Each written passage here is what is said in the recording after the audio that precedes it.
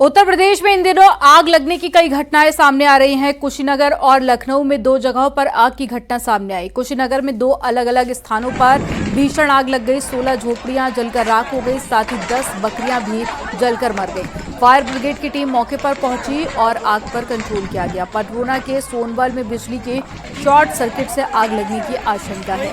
वहीं लखनऊ के सरोजनी नगर में जंगल और झाड़ियों में आग लग गई। 1 घंटे की कड़ी मशक्कत के बाद में आग पर कंट्रोल किया गया।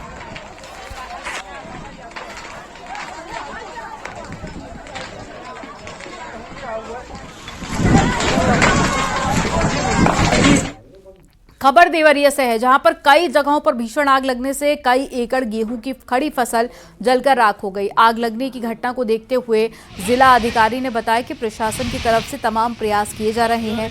साथ ही जिला अधिकारी ने लोगों को भी जागरूक किया। पानी की व्यवस्था करने की लोगों से अपील की गई। कंबाइन मशीन के लिए बालू और आग बुझाने वाले यंत्र को जरूरी किया गया है। और ये बहुत हृदय विदारक है कि आग की घटनाओं से पूरी खड़ी फसलें जो है गेहूं की जल जाती हैं और किसानों का बहुत नुकसान होता है। तो हमारा प्रयास है कि इस बार वो नुकसान को जितना कम से कम किया जा सके हम करें। इसके लिए हमने थानों पर पानी की व्यवस्था सुनिश्चित करवा रहे हैं। साथ ही में जो भी विद्युत की तारें ढीली हैं वो टाइट करवा रहे हैं। इसी के क्रम में मेरी प्रधान जी लोगों से निवेदन है कि कोई तार यदि आपको लगता है जिससे स्पार्किंग से फसल को नुकसान हो सकता है, अपने बीडीओ को अवगत कराएं और हम विद्युत विभाग के साथ समन्वय करते हुए उनको प्रायोरिटी पे उसको ठीक करवाएंगे। साथ में आप लोग अपने गांव में पानी की व्यवस्था अवश्य रखें। महोबा से खबर है, जहां पर घरेलू गैस सिलेंडर में आग लगने से 2 बच्चों समेत 4 लोगों के झुलसने की खबर है। आनन फानन में सभी को सरकारी एम्बुलेंस की मदद से जिला अस्पताल में भर्ती कराया गया। पीड़ित परिवार ठेला लगाने के लिए हर रोज की तरह मोमोज बना रहा था। अचानक गैस सिलेंडर में लीकेज होने के चलते आग लग गई। ये घटना श्रीनगर थाना क्षेत्र के अतरार माफ गाँव की है।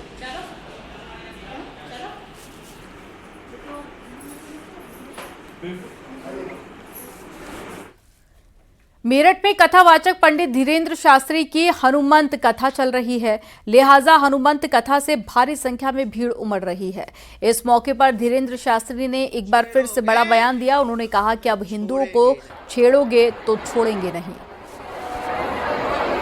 ख्वाब तुम छोड़ो,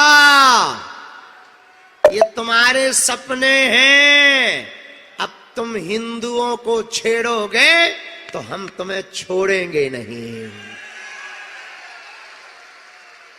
हम किसी के खिलाफ नहीं हैं। एक व्यक्ति हमें मिला मेरठ का, बोले बाबा तुम हिंदू मुसलमान बहुत करते हो। हमने कहा ठटरी के भरे हम हिंदू मुसलमान नहीं करते, हम तो केवल हिंदू हिंदू करते हैं। हम तो हिंदू हिंदू करते। अब इसमें किसी को दिक्कत हो तो सेल भैया पेट दर्द की गोली खा ले। बस्ती से खबर है, जहां पर साहिंदापुर गांव के पास पे गौ तस्करों और पुलिस के बीच में मुठभेड़ हो गई। एनकाउंटर में 2 गौ तस्करों के पैर में गोली लगी। पुलिस ने इन्हें अरेस्ट कर लिया है। घायल बदमाशों को इलाज के लिए जिला अस्पताल में भर्ती कराया गया। पुलिस को ये कामयाबी मुखबिर की सूचना पर मिली और पुलिस आरोपियों के पास से एक पिकअप, 5 गोवंश, 2 तमंचा और 2 कारतूस बरामद किया गया। मुखबिर की सूचना के आधार पर ये जानकारी हुई थी कि एक जगह गोवंशीय तस्कर गोकसी के इरादे से कुछ पशुओं को वहां लाद रहे हैं। इस सूचना पर पुलिस वहां पहुंची थी। पुलिस के पहुंचने के उपरांत उन दोनों तस्करों द्वारा पुलिस पर कातिलाना हमला भी किया गया था।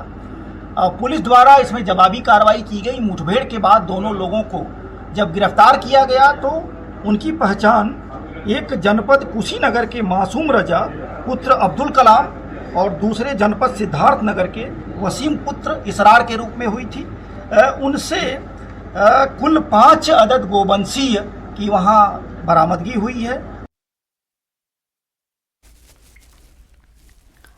प्रतापगढ़ से खबर है, जहां पर लड़की की हत्या मामले में पुलिस का एक्शन जारी है और पुलिस ने निजी अस्पताल के डॉक्टर, संचालक समेत 6 लोगों को हिरासत में लिया। पुलिस ने डॉक्टर समेत अस्पताल स्टाफ के 6 लोगों के खिलाफ बलात्कार और हत्या के संगीन धाराओं में मुकदमा दर्ज किया गया। आपको बता दें कि कल रात निजी अस्पताल में ड्यूटी के दौरान लड़की की मौत हो गई थी, जिसके बाद में परिजनों ने हत्या और बलात्कार का आरोप लगाया। वहीं कार्रवाई की मांग को लेकर सुबह सड़क पर शव रख करके जाम किया गया। शव कब्जे में लेने पहुंची पुलिस पर सैकड़ों ग्रामीणों ने हंगामा करते हुए पथराव किया। आपको बता दें कि डॉक्टर के पैनल ने वीडियोग्राफी के साथ में पोस्टमार्टम किया और पोस्टमार्टम में लड़की की मौत का कारण स्पष्ट नहीं हो पाया। हालांकि बिस्तरा रखा गया है और भारी पुलिस बल की मौजूदगी में लड़की का गांव में अंतिम संस्कार हो चुका है।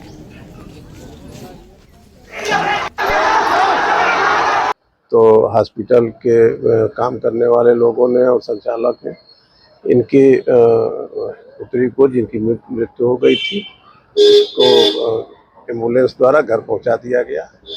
इस पर इनके परिजनों द्वारा दिया गया, मां के द्वारा दिए गए तहरीर के आधार पर 71 बीएनएस और 103 बीएनएसएस में यानी रेप और मर्डर के धाराओं में 6 लोगों के विरुद्ध अभियोग पंजीकृत करके आवश्यक विधिक कार्रवाई की जा रही है। कुछ लोगों को हिरासत में भी लिया गया है, इससे पूछताछ की जा रही है। शीघ्र ही सीसीटीवी फुटेज और सर्विलांस के द्वारा घटना का सच्चाई खुलासा किया जाएगा। जालौन में अभियुक्त को पकड़ने गई पुलिस पर महिलाओं ने हमला कर दिया और आरोपी को भगा दिया। अब इस मामले में पुलिस ने बड़ी कार्रवाई की है। दरोगा और सिपाही से भिड़ने वाली महिलाओं के खिलाफ मामला दर्ज किया गया और पुलिस के मुताबिक वांटेड को छुड़वाने वाली आरोपी महिलाओं को जल्द जेल भेजा जाएगा। डकोर कोतवाली क्षेत्र के खरका गाँव की घटना है। अभियुक्त धर्मेंद्र राजपूत पुत्र पंचम सिंह निवासी ग्राम खरका थाना डकोर जनपद जालौन की गिरफ्तारी हेतु अभियुक्त के घर पर दबिश दी गई, जिसमें कुछ लोगों द्वारा पुलिस के साथ अभद्रता की गई, जिसके संबंध में थाना डकोर में सुसंगत धाराओं में अभियोग पंजीकृत किया गया है। अग्रिम विधिक कार्रवाई प्रचलित है। बस्ती से खबर है, जहां पर चाचा ने भतीजे पर कुल्हाड़ी से हमला कर उसे मौत के घाट उतार दिया। इस वारदात के बाद में पुलिस ने आरोपी को गिरफ्तार कर लिया। ये सनसनीखेज वारदात लालगंज थाना क्षेत्र के थालापुर गांव की है और किसी बात को लेकर दोनों के बीच में कहासुनी हुई थी। इसके बाद में आरोपी ने पहले लाठी डंडों से भतीजे को पीटा और फिर उस पर कुल्हाड़ी से हमला कर दिया। थाना लालगंज क्षेत्र के अंतर्गत ग्राम थालापाड़ से चौकीदार के जरिए हमें रात्रि 7:30 बजे एक सूचना प्राप्त हुई कि ग्राम में रहने वाले राकेश यादव और उनके चाचा राम जश के बीच में झगड़ा हो गया है। इस झगड़े के कारण राकेश यादव गंभीर रूप से घायल हो गए हैं। घायल को उपचार के लिए जरिए एम्बुलेंस जिला अस्पताल लाया गया। जिला अस्पताल में उपचार के दौरान उनकी मृत्यु हो गई है। राकेश यादव मृतक के चाचा राम जश को गिरफ्तार कर लिया गया है। तहरीर प्राप्त करके मुकदमा दर्ज किया जा रहा है। पोस्टमार्टम की कार्रवाई करी जा रही है। अमेठी में चौंकाने वाला खुलासा सामने आया है। सिर्फ 100 रुपए के विवाद में ई रिक्शा चालक की हत्या कर शव को रेलवे ट्रैक पर फेंकने का सनसनीखेज मामला सामने आया। पुलिस ने इस हत्याकांड का खुलासा करते हुए 2 नाबालिग आरोपियों को गिरफ्तार कर लिया। उनकी निशानदेही पर मृतक का ई रिक्शा, मोबाइल और अन्य सामान भी बरामद किया गया। मामला गौरीगंज कोतवाली क्षेत्र का है, जहां बीते 10 मार्च को टिकरिया फैक्ट्री के पास में रेलवे ट्रैक पर एक व्यक्ति का शव मिला था। दोनों आरोपियों ने बताया कि 9 मार्च की रात में वे कमलेश यादव का ई रिक्शा 200 रुपए में बुक कराकर बैठे थे और गोपालापुर पहुंचने पर जब चालक ने किराया मांगा तो उसके पास में 100 रुपए ही थे। कम पैसे देखकर चालक गुस्से में आ गया और गाली गलौज करने लगा। विवाद बढ़ने पर दोनों आरोपियों ने गुस्से में आकर चालक को धक्का दे दिया, जिससे वह गिरकर बेहोश हो गया। इसके बाद में शव को रेलवे ट्रैक पर रख दिया गया ताकि इसे आत्महत्या का मामला बनाया जा सके।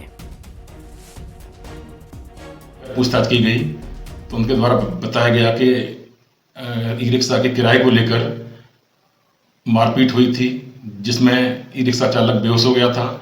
इसको आत्महत्या का रूप देने के लिए उसके शव को रेलवे ट्रैक पर रख दिया गया था। बाल अपचारियों के पास से मृतक का मोबाइल, घड़ी व उसकी निशानदेही पर ई रिक्शा भी बरामद किया गया है। दोनों बाल अपचारियों को किशोर न्यायालय में प्रस्तुत किया गया है।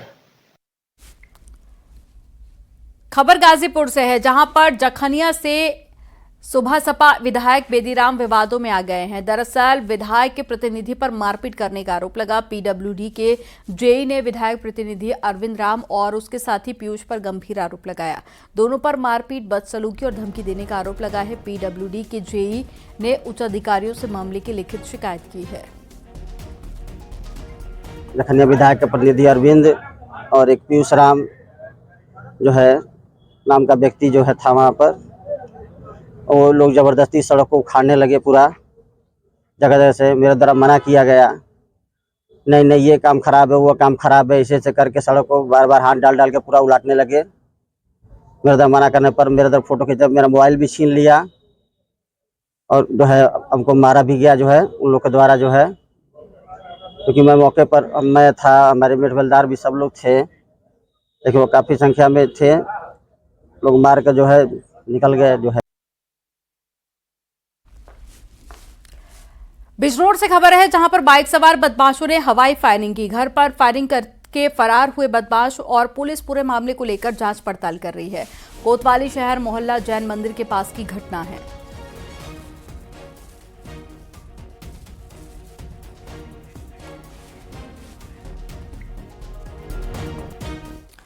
मुजफ्फरनगर में एक महिला पर पति को कॉफी में जहरीला पदार्थ मिलाकर पिलाने का मामला सामने आया।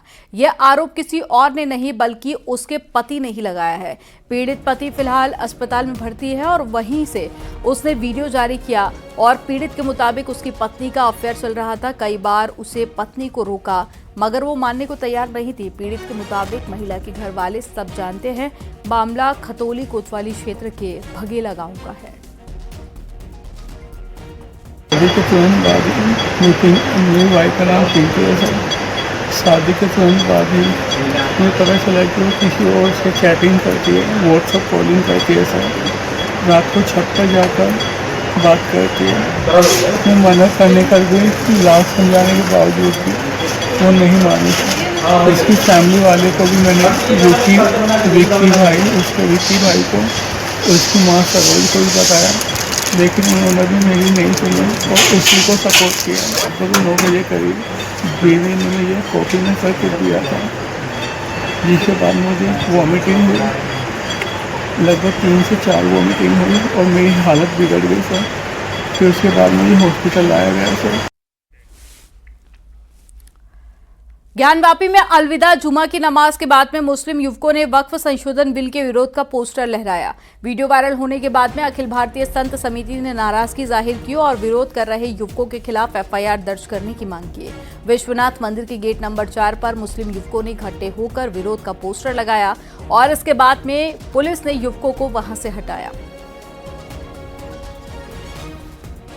आज वाराणसी के ज्ञानवापी परिसर के बाहर जिस प्रकार अलविदा के नमाज के बहाने कुछ मुस्लिम युवकों ने प्रदर्शन करने की कोशिश की, ये बेहद निंदनीय है। मैं वाराणसी के पुलिस आयुक्त से यह मांग करूंगा कि पीछे के दिनों जिस प्रकार ज्ञानवापी मस्जिद लिखे बोर्ड पर कालिक पोतने पर एक युवक पर एफआईआर दर्ज किया गया, वर्तमान में इसी प्रकार यह प्रदर्शन करने वाले लोगों पर भी एफआईआर दर्ज और इनकी गिरफ्तारी हो।